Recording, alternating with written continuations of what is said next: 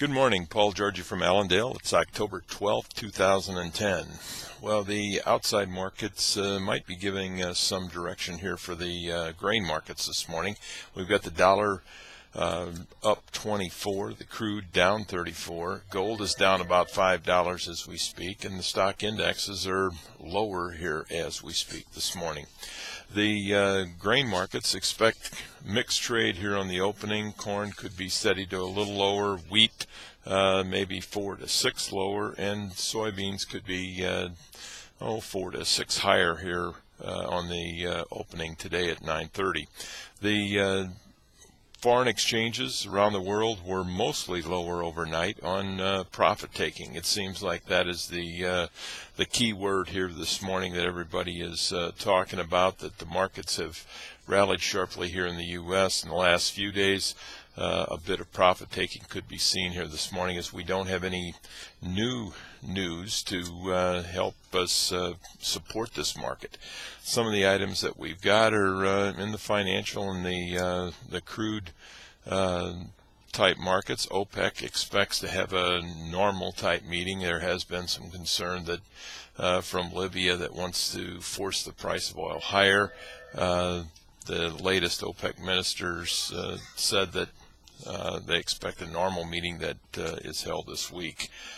China also sold about 35% of their million metric tons they offered in the weekly auctions, so didn't complete that auction.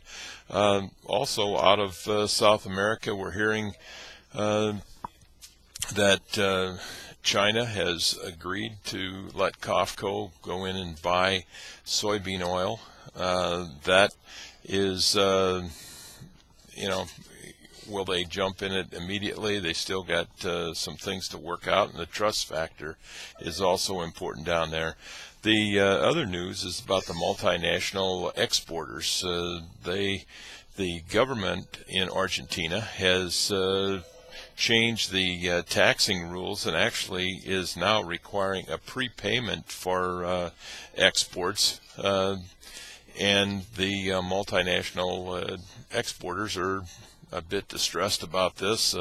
There is reports that Bunge is under investigation for tax evasion in Argentina. Cargill executives are indicted just this past weekend for and their assets have been frozen. So it sounds like things are heating up down there, and that exports and shipments may not be coming out of Argentina as quickly as we think, which is providing some support here in the U.S. Soybean complex.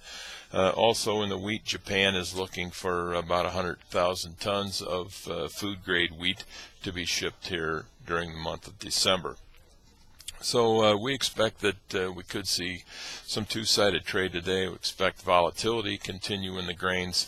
The fundamentals are certainly still positive with that USDA report that we had last Friday. That will provide some support on any kind of setbacks here this morning and probably the rest of the week. The technical side of the things are a bit suggesting a sell-off, as most of the indicators are overbought. We had a big rally yesterday and then closed near the low end of the range.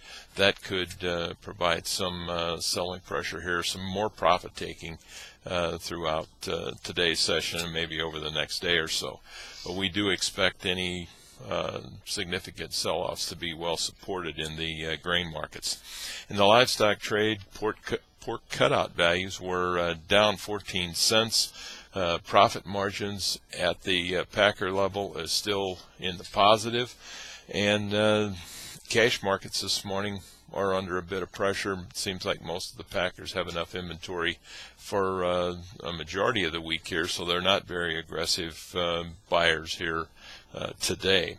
The main focus in the pork complex is the spreads between the December contract and the deferreds, which is mostly in the June-July contract next year. That impact is coming from higher grain prices, expecting that we'll see some more liquidation, less breeding herds, less sows kept for breeding, and therefore give us a tighter supply next summer, and that's supporting that price. But Rich Nelson here in our office did some analysis on break-evens. Just with the increase in prices that we've seen, break-evens in hogs have jumped about $10 to $12. So we're going to need that rally in those deferred contracts in order to keep this pork industry profitable.